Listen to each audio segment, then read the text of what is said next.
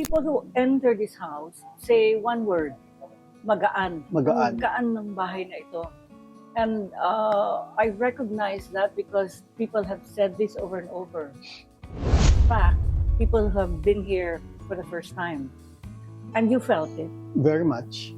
And I think it's because the people here are not officials. They're not precious about, 250-year-old chairs like what you're sitting on. And Art Deco mirrors like this. Why? Because the whole ethos of the house rests on it can't be inherited. You can't inherit a building. We were younger, you had all the time in the world. But as we grow older, and there are more years behind us than there are years in front of us. We are who we are. Right. And so time gives you that sense of comfort, I think. The question is why you remember something and why you don't remember something. Extrapolating your own experience of what you remember and what you don't remember. The things that you don't remember, perhaps you don't want to remember. Or perhaps something happened to you and you've erased it. Because certain memories are dangerous.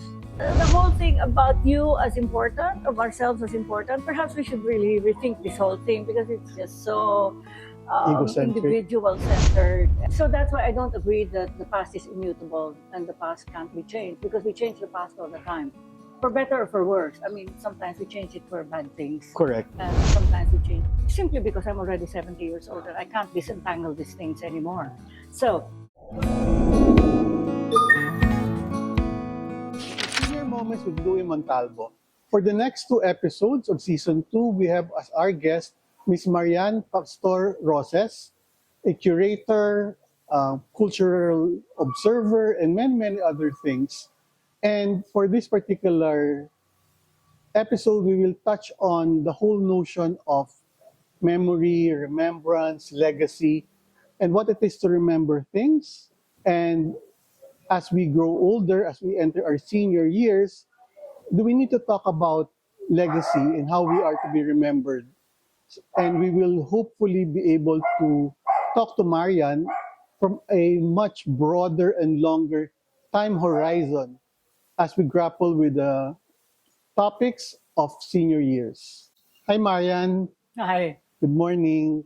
No, thank you for welcoming us into this beautiful ancestral home in Batangas. Siguro, just to be able to set the context, maybe you can just tell us a little bit about where we are and what this house is really all about. This is the house built by my great-great-grandfather. In other words, lolo ng lola. Okay.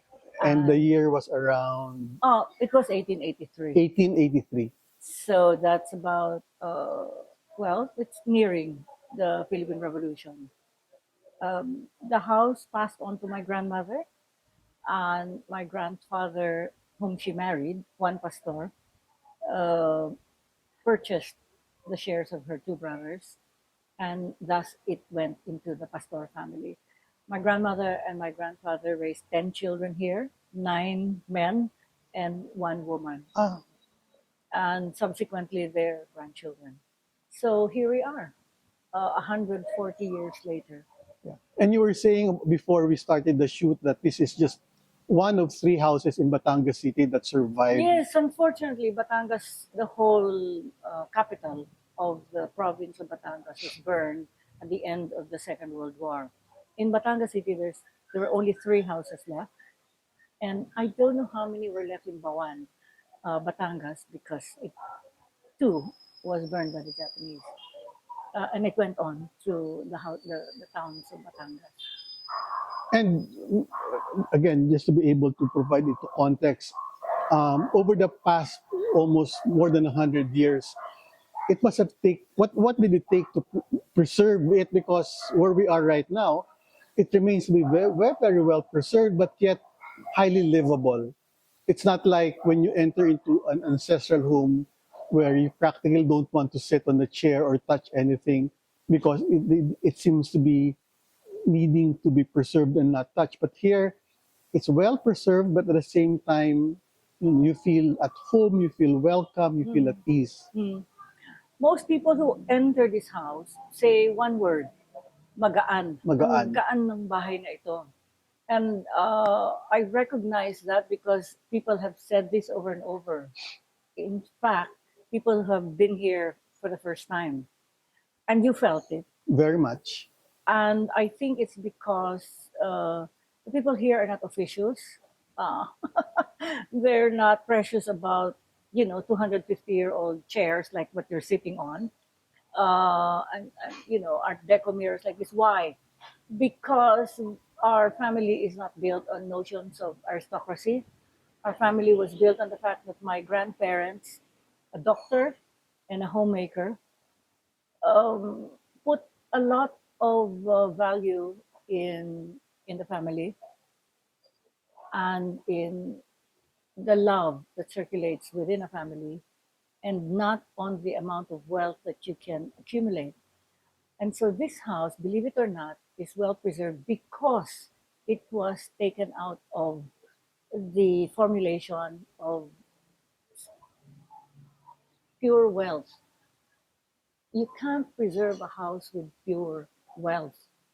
It has got to have a spirit that comes from people who live in it, that comes from how people feel about each other, that comes from the family helping each other. And we've had like 140 years of the family helping each other. And I mean through poverty. And we can't underestimate the fact that all of that are in the walls, all of that are in the chairs. That this house is not important because it is the home of a wealthy family. No one can actually think that after they've been to this house, because this house is the house of people who have cared for other people. Um, right now, the entire family, the grandchildren and children of my grandparents. We're not even talking about the previous two other generations that began in 1883 and earlier. That the whole ethos of the house rests on it can't be inherited. You can't inherit a building. You can't inherit furniture. You can only inherit the the care, the ability to care, and the ability to be a custodian for another generation. And I think that's what we learned from And a previous generation. magaan. And I think based on what you're saying, I think this is what I really felt is that, again, the whole notion of an ancestral old house is it's preserved, but there's also a sense of it being part of the past or history. Here, when you enter the house, the word that came to my mind is it's alive. It is alive. It is. Yeah. You could sense it. You can sense it. It's Yes. alive. It's living. It's breathing, and it's not something where you preserve it in a practically in a museum Or and in a pickle jar. in a pickle jar. But here, when you enter, and I think that your explanation helps understand. That's why it feels this way. If you don't have fantasies of an aristocracy, then you are able to live in a house like this and sleep on the floor, dance on this floor, open the windows, put mats or banigs anywhere, polish it up while you're sleeping. Practically, my grandmother used to polish it when her eyes were closed. All of these are micro gestures of how it is to live in a house that your ancestors lived in. And so you can't be precious about that. The only thing you can do is channel them, that for some reason they live inside you, and whatever kindness they express during their lives. My grandfather was a country doctor, even if he graduated from the Ateneo and UST early in the 20th century. My grandmother went to La Concordia. I never saw them have any heirs whatsoever. What they did to this house was to create an environment in which 10 children can truly help each other through life. And they did. I mean, my son, who is a doctor, my two sons actually, were benefited by one of the uncles who assisted them to school. The 10 brothers and sisters, they all helped each other to school. Um, my cousins were also helped by the uncles. And now the cousins are helping the next generation. I hesitate to call this Filipino because it might not be Filipino. It could be Southeast Asian. I'm not willing to venture a, um, a kind of conclusive description. Nevertheless, I can describe what happened in this house where everyone performed acts of kindness simply because nakakahiya sa lolo at sa lola. Oh, Without rules. Parang hindi ka pwedeng palasubas eh. Nakakahiya sa lolo. Tsaka sa lola. Ganun lang. And so you channel that. When you channel that, then you learn that you can't destroy the furniture. You can't take it home with you. You can't possess it. Possession seems so small, no? So small-minded when you can live a life where all of you can enjoy this. and it's so striking because even before you started to share with us the history of the house, the moment we stepped in, the moment we sat down on the beautiful furnitures, one immediately feels that, and it's really amazing, and it's really, I think, part of, and parang when I started this particular podcast last year, I was 61. Um, and it's really what's driven by grappling with questions that I began to ask myself. Mm. And I think the whole notion of, I think, time Mm. began to become a little bit more pressing for me. Hindi ba, when we were younger, you had all the time in the world. But as we grow older, and there are more years behind us than there are years in front of us. And but I think, for example, I was telling you a while ago that Paulo, my son, uh, I knew my father. I barely knew my grandfather. Mhm. I barely talked to my son about my father. And so the whole appreciation of our history as a family is very, very short. But when we were talking before we started to shoot, and you were talking about so many things about our past, our history, our legacy, and our heritage, and our culture and Mm. tradition, you were talking about time horizons that was Longer. much, much longer. Yes. And so I know it's striking me in a way that I still don't fully Mm. understand, and you think about it a little bit more. But is there something that we lose because our understanding of our history It's short. is very, very short? Well, it's going to be shorter and shorter, and I think the more comfortable we get with shorter time spans, even shorter attention spans, as communicators, I think the faster we get used to it, the better for everyone around, because the world has changed, and we cannot even begin to fathom how big the changes are. But I do have a sense of a longer time horizon, both backwards and forwards, because I'm a curator, and curators work with different fields. We work with archaeologists, we work with anthropologists, and historians, and so I'm forced to take a good look at longer time frames, because when you look at longer time frames, then you can begin to compare other time frames. You begin to have a sense of temporality, like how old is the notion of an aristocracy in fact has been in this country. And if you look at a longer time frame, like the last 400 years maybe, then you realize that it's new. The notion of aristocracies are fairly new compared to, let's say, parts of Indonesia, compared to Java, certainly compared to Japan. You know, we'll really have to acknowledge that what we had was entirely different, and we should be chill about it. If we don't find something that you find in Java, I don't see why we should feel a little upset by it. Right, We are who we are. right. And so time gives you that sense of comfort, I think, because you begin to realize after a while that, well, a certain terrible political moment happened, but if you take a macro view, then you might be able to see that there were other more terrible political moments in the past.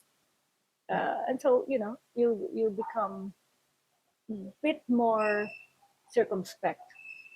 And I think if you're circumspect, then we could do political analysis better. I think we could do cultural analysis better. And I think we could better uh, cope with what is in store for us. What was striking in our conversations before we started the actual shoot is that the whole notion of being able to look back at our past and the way you were able to capture is through stories. And Yeah. and for me, and it made the past real because it involved people, relationships, it involved dynamics between people, and I think part of now that I'm looking back and reflecting on my own relationship with my son is I don't tell him enough stories about my past and the past of my parents, therefore, and I barely knew what that was. And so the time horizon to the future might also be impacted by that kind of inability to tell the stories about who I was then. But when we're talking, you're talking about stories that happened what Oh, years, hundreds 70 of years ago. yeah. Or, yeah. And 100 so years I ago. think for those of us who are entering into our senior years, I think part of the struggle of trying to make sense of our own past and trying to reckon or reconcile with whatever it is that we want to have a better understanding on might be also anchored on our ability to tell the stories. Stories are precious to me, but I always have to say, to myself mainly, that stories are also part of larger narratives, and those larger narratives have to be critically looked at. Now, when you talk about memory, I'm a curator, and obviously, curators are dealing with memory all the time. But the difference, I think, between a good curator and a curator that is who is mediocre, perhaps, or outright dangerous, are curators or even historians who um, do not take a critical view of memory, because memory is, well, you know this, memory is political. What you choose to remember and what you choose to forget are always political decisions. That is quite separate from what you or I are able to recall. But what you and I are able to recall is vested in what we hold precious. So I remember certain things about my grandmother because I grew up with my grandmother in this house. So I remember her stories. But that's because I'm vested in that love. I remember my grandfather dearly because I used to go out with him. I remember my father because he introduced to me going out on rides to everywhere. And so your encapsulation of moments, which is what we call memory, Memory. is vested in relationships. And that's what you were talking about. Right, yes. However, um, when you're talking about large scale memories of entire peoples or entire communities, then you're talking about certain things that entire communities are forgetting, entire communities are remembering. And the question is why. The question is why you remember something and why You don't. remember something. Extrapolating your own experience of what you remember and what you don't remember. The things that you don't remember, perhaps you don't want to remember, or perhaps something happened to you and you've erased it, or you were careless, or you didn't put importance in a relationship or in an event or something. What am I talking about? I'm talking about the fact that if we, for example, are able to construct lies, we were able to construct disinformation, it means that memory is wobbly. That you can pick up a few things and you can construct something else, and no one remembers because you simply did not find it important enough to remember. And so that if someone gives you a piece of this information, you are vulnerable to it. All right, to be very, very specific, for example, we have a lot of narratives circulating in the Philippines about kingdoms and kings and Maharlika and whatnot, with all of that. That is totally unsubstantiated by science. No anthropologist or archaeologist is going to agree with you that there were kingdoms in the Philippines. And yet we believe such things. And yet when we have this Marcosian idea of a Maharlika, there's enough Filipinos who buy into that because we do not remember something that I think is even more precious. And what is that? The fact that the Austronesian layer of Philippine culture is essentially egalitarian, and we've forgotten that. We can't see it even if it's all around us. We are shooting, we are um, narrowing our vision, our our ability to recall to just those possibilities that yes, there might have been cities, yes, there might have been kings and queens, and we hang on to little bits and jerry rig the entire thing when it is actually not the result of real memory. Real memory. It's the result of fantasy. And a deliberate effort to shape that narrative Narrative. according to a particular agenda, whatever that That's might correct. So we are unable to see those agenda. be. Right, because we take it as a given that this is what our history This is. is what our history was, etc., etc. So where do we find the wherewithal to be able to discern? Well, there's science, there's history, there's a broad range of disciplines that we can appeal to for basic verifiable facts.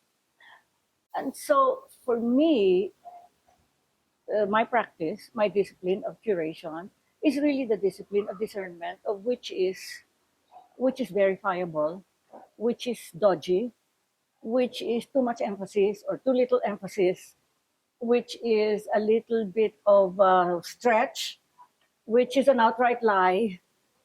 The practice of curation is exactly that, to be able to tell one thing from another. And all of that are exercises of memory, but memory as understood to be political. That's blowing my mind. Just two things. At least on the more micro personal level, I Yeah. think part of what I was getting from you and the whole notion of how do we want to be remembered as we grow old, the legacy. What I'm getting from you when you were telling the stories of you and your grandmother is that it's really anchored on the relationship and how certain people made us feel, which we continue to carry within us. And so the memories that seem to linger, to stay with us, is how particular relationships, particular people made us feel to shape Who we are. who we are. And it's not really our notion of what we want to leave behind, whether it's wealth or reputation or whatever. What I'm getting from you, what seems to bring us forward as far as memories and legacy is how this made us feel to shape us who we are. And I think that's a very important notion that our listeners might want to take a look at in terms of how do we make others around us feel as a way for them to remember us. Because my own sense is, we might think of how we want to be remembered, but how we're actually remembered is beyond our control. Before we continue with this episode, in case you want to talk to us or talk to people like you, please send us a message or send us an email in the different platforms that will be flashed to you after this. Now we will continue with the episode. We might think of how we want to be remembered, but how we're actually remembered is beyond our control. Let's parse that because there's a handful in there. The relationship of what I have experienced as a child in the loving embrace of an entire clan of people uh, in relation to a curatorial practice that had spanned at this point 50 years. It seems like a big thing and then a tiny thing that I hold close to my heart. But it is actually related. All Okay. right. And it cannot be disentangled from each other simply because I'm already 70 years old and I can't disentangle these things anymore. So, why was it possible for my grandfather, an Ateneo graduate, and my grandmother, a college graduate, in the early 20th century, how is it possible for them to have a particular love for um, a particular value on helping each other within a family and within a community? Because my grandparents were known for being helpful all around in the small community of Batangas. And so were their children. And in fact, it seems that my children have the same ethos. So how does that happen? Right. Well, because, and this is how I look at it, because it is Batangas. Because we did not grow up in Negros. Because we didn't grow up in Tarlac. Because we didn't grow up in the plantation economy, where you were taught the heirs of an aristocracy. We were not taught any such thing. And so our relationships were not built on those ideas and made us free to exercise a kindness and a compassion that you will not find in either the reality of nor the narratives of the plantation economy. And I'm talking about cultures that come out of the sugar economy, vast plantations, or even big rice territories in the Philippines, where you it is truly hard to forge compassionate relationships, because the idea of a feudal situation will make it impossible for you to forge those relationships. So I find myself channeling a different culture in Batangas. Even Cavite is different because they had a bit of an hacienda thing going on there, di ba? And you will notice that if you begin to think along these lines, to see your family as part of a political economy and therefore as part of a culture, then you begin to see that if you grow up in Ilocos, you will be shaped differently. If you grow up in maybe Pangasinan, you will be shaped differently. You are shaped by what is possible within a political economy. And we were lucky. We were lucky that we didn't have to be shaped that way. And I'm certainly hoping that we do not in this province. And this is part of the reason why I like interviews like yours about memory, because I would like memories like mine to have value in the national narrative, because it does not at present No, have a value in the national narrative. It doesn't.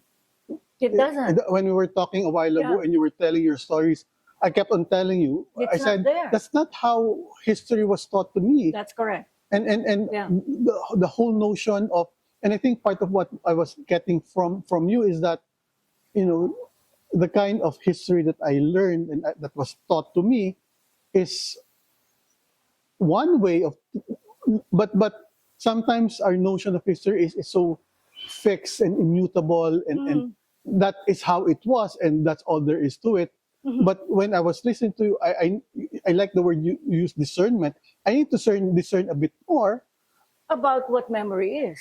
Yes. Why do you remember certain things? I was equipped to do so by a culture in which I grew up in. I don't think that I would be equipped this way if I grew up in another part of the Philippines, nor in another part of Indonesia, maybe. Certainly not if I grew up in Malaysia, which is so invested in royalty and all of that. No, I would not be this way. I would not have the equipment to think this way, nor to feel this way. And that's why I feel very strongly about there has to be a space for this kind of set of relationships that can be forged within this particular kind of culture. And I fear that it is easy to lose it. Because, and I'm not going to go into it, because I believe that the entire cultural infrastructure of the Philippines, in which I have served for 50 years, are all invested in the production retroactively of an aristocracy. And I am really heartbroken that that is the project of culture in the Philippines. All right. There are other things on my mind, but do ask me a few more questions so that I can. No, I think one takeaway that I was getting from you, and when I, to be honest, when I was preparing for this particular conversation, I was really looking at the whole notion of memory, of legacy, of recall and heritage and history from a very micro, personal mind. And but I should have known better, given also what I've been studying and learn and understand, is you are bringing that. You cannot take a look at my own memory and the personal level Without the larger. the whole political context, the whole, for example, that I grew up in Metro Manila. My father grew up in Batangas, my mom grew up in Negros Oriental. That I need to discern and understand what their That's narratives, correct. what their memories are, as they brought me to live in Metro Manila, and my own understanding of That's my right. own memories need to be taken from that broader, bigger political context. And Because certain memories are dangerous. I mean, if you put emphasis on just that alone without balancing it off with other things, I mean, surely, let's say the Negros Tarlac, Pampanga, Bulacan narrative is important and correct and has to be understood. Particularly from a Marxist perspective, that has to be understood for what it is. However, it is not the whole Philippine story. Once you get to Mindanao, you're afloat. You know that you've been in Mindanao. You cannot use a lot of our old-fashioned ideological perspectives to bear on analyzing Mindanao because they have another set of ideas. And again, in Mindanao, there's a lot of disinformation as well. And parsing disinformation from evidence-based data could be actually even harder in Mindanao. how do you like, again, I'm talking from my own, where people who grew up in an urban area, which and people who move abroad, the rootedness, I think part of your luck, advantage and perspective is the fact that you've been able to maintain your root in a particular area from where your for generations of your family had been for a very long time. I personally don't have it, and I can imagine many of the people that are listening to us might not also have that kind of rootedness and the kind of migration that has been happening for many years also prevents us from maintaining that kind of rootedness that will allow us to have a memory that's way beyond our personal ones. I wouldn't say that I'm privileged in that respect. I am privileged in another respect. That it's simply an understanding of compassion, which I think Understanding of compassion, which many Filipino compassion. families Why? allows Sorry, you. very interesting word when you use the word compassion. Compassion.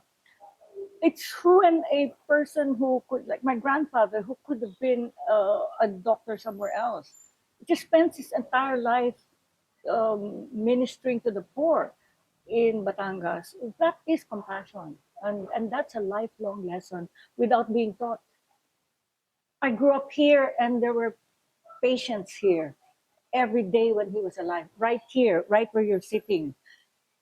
He made no difference between people who are coming here as paciente or his own family. We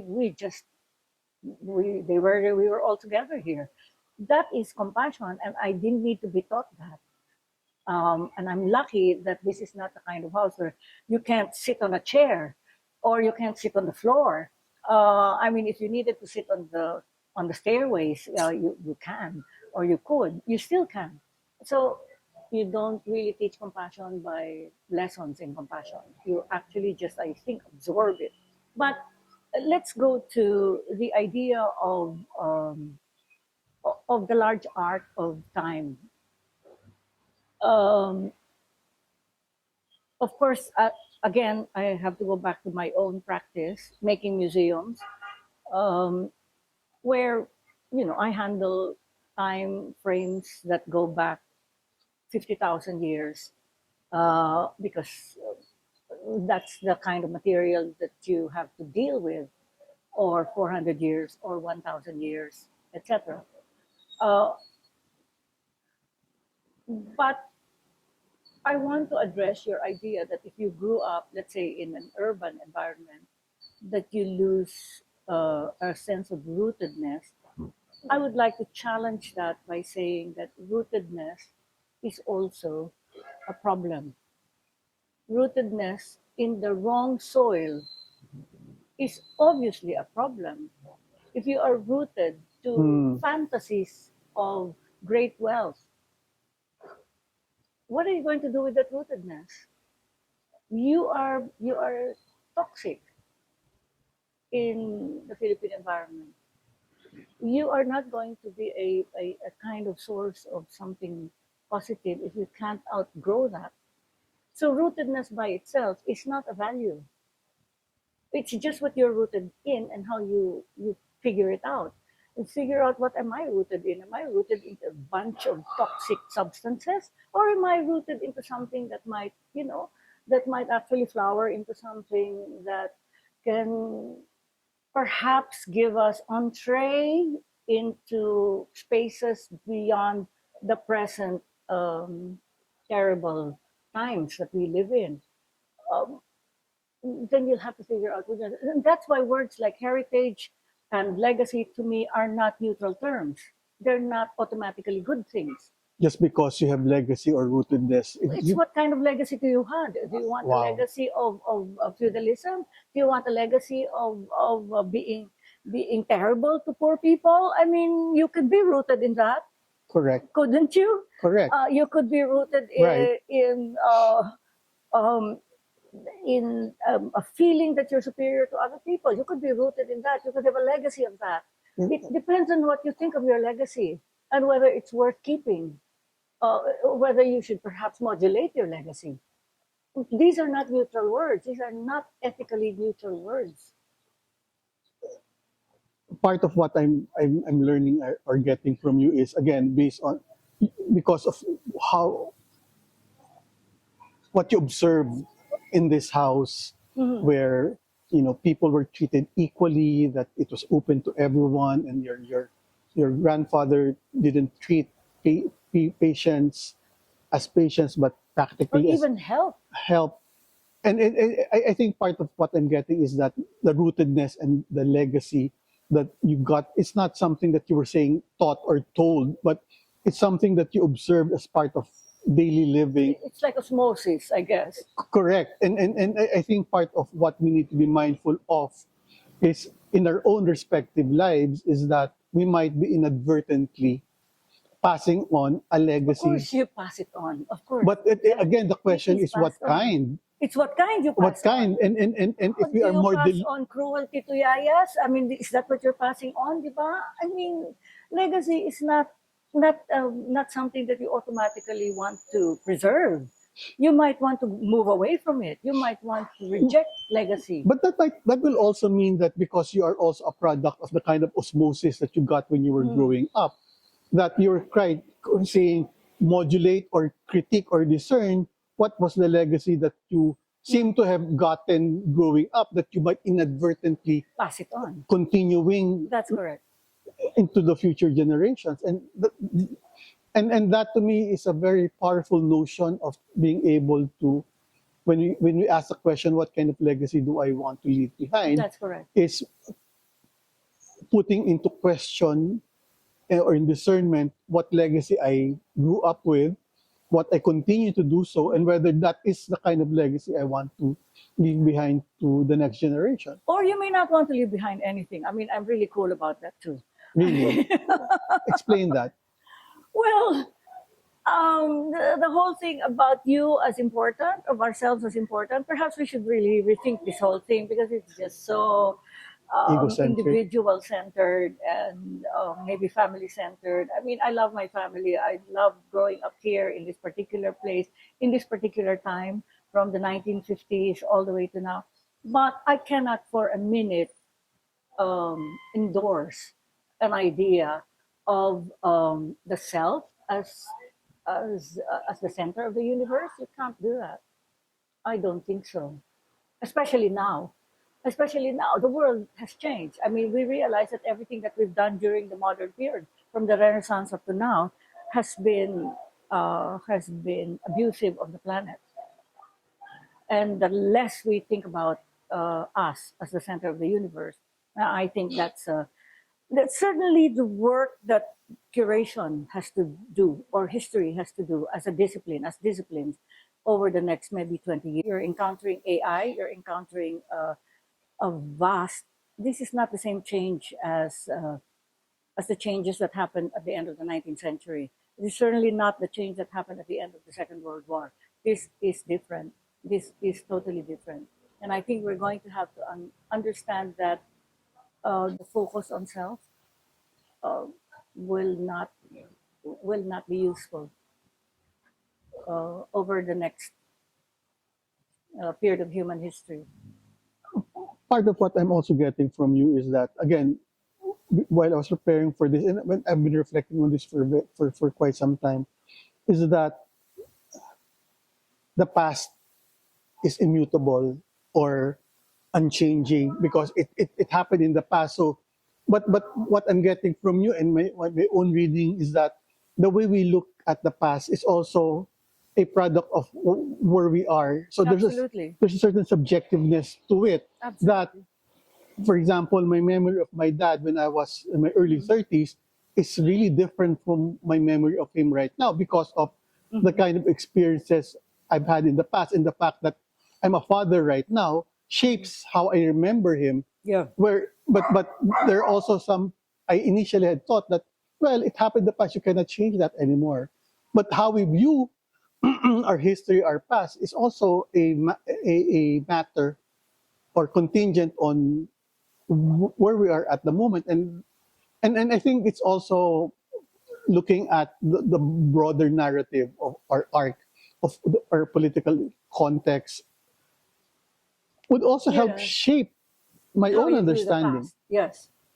So that's why I don't agree that the past is immutable and the past can't be changed, because we change the past all the time, for better or for worse. I mean, sometimes we change it for bad things, Correct. and sometimes we change it for maybe we think that it's it's better not to talk about certain things and just carry on, right? So we do change the past, but um, the skill I think that we need as human beings and also as actors in the social environment that we are in our case, the Philippine social environment right now, is to be able to discern whether what we eclipse, what we forget,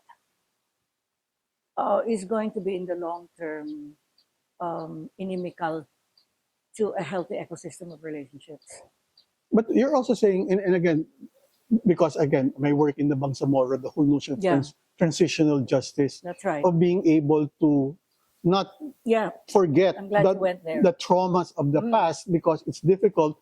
But when in fact, and I had a guest when she was talking about, you know, trauma, personal trauma, and that as you move to your senior years, part of the task is to be able not to Erase. That's right. correct. But Yes. I think part of what I'm getting from you is even at the national narrative, collective narrative, community building, whatever, that whole capacity and courage and imagination to take a look at the traumas of our history is very, very important as Very well. tricky. As you know, I'm very involved in transitional justice. And in fact, my next book is on the Ilaga killings. So I am Oh, so I am quite committed to not forgetting certain things, right? wow. When is that book coming out? That's coming out very soon. Okay. Please invite me when your book launch. Sorry for the plug. No, but oh my. So, yes, we commit to non-erasure. We commit to, let's not forget this part. Let's not forget this part, because if we forget this part, then it is truly injustice. All right. That squares well, I think, but of course it's very tricky. And we have to trust that we have the skills, or we have to trust that we belong to a community of disciplined people who will tell us whether we're not being very skilled, or we are being disingenuous. But it's different from saying that we can erase the past. Let's do it one step at a time. You and I can erase our past. You and I can change our past. We just have to be, as my British friends would say, bloody minded about this. We just erase it. We can do that. Trauma erases certain things. Psychological states erase certain things. So we know that things are not immutable. They get wiped out. Bad political action, bad political actors ask you to change things. Campaign so that you forget things. You know that that's happening to us. All right. So we know that the past is not immutable, that people mold it for very difficult agenda, very nasty agenda. So you will have to, you and I and people of our generation perhaps should be able to pass on to people who come after us as a kind of relay what we have learned about figuring it out. How to figure out which is an outright lie. I think maybe we have more experience, our generation may have more experience at figuring out what is a lie. There are many reasons why we can figure it out, and maybe some of the younger ones can't figure it out. But I'm not saying that as a generalization. I just think that perhaps we could say something or two about this. But where am I going? I'm going to the idea that if we are able to discern, and I've used the word again, what's a fabrication? What is a lie? What is a wrong inflection or a disingenuous tack? If you're able to figure it out, then you are able to figure out the agenda. Okay. You're able to figure out why people want you to forget, why people hope that you forget, or why people want you to remember this and not this. Because you already know that you can do it on your own. You can do it to yourself. True. You can do it to an entire country. And you know that you can do that to an entire country. So in the same manner that you we self-examine and wonder, why did I forget this? Why did I not remember this? Apparently, importante pala. Ganun din yung buong bayan, di ba? Bakit natin nakalimutan yon? Yung and this is something that my other guest said, that there is a cost to forgetting. There is a cost. At the personal level, at the psychic level, at the emotional, psychological level, to forget the traumas of your past. And Yeah. pero can you help me understand, what does it cost us if we choose to ignore the traumas or ride into the agenda of someone to forget it and to accept the lie that it actually did not happen? What does it cost us? Yeah. Thank you for watching Senior Moments with Louie Montalbo. If you are watching us on YouTube or listening to us on that particular platform, please subscribe, like, and comment us on these platforms. But if you are watching or listening to us on Spotify or Apple Podcasts, please like or give us a rating of 5. This is going to help us with our advocacy. Thank you very much. Next on Senior Moments with Louie Montalbo, Season 2. Don't listen to us. Why? Well, we learn these lessons, right? But we learn these lessons in the context of something. That's what we were talking about. You Correct. learn things in the context of something. Now, if your context itself Has shifted, changed. then where do you find your moral